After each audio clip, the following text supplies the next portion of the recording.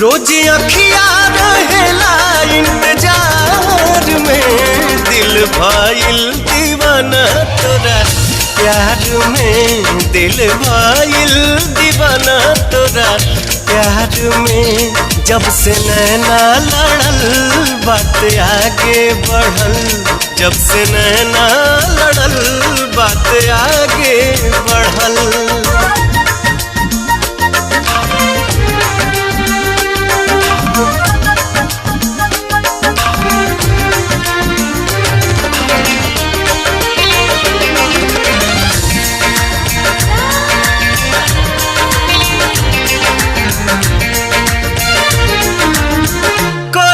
शुक्रिया हम ओह भगवान के, तोहके बनौले बाड़े कौन माटी सान के।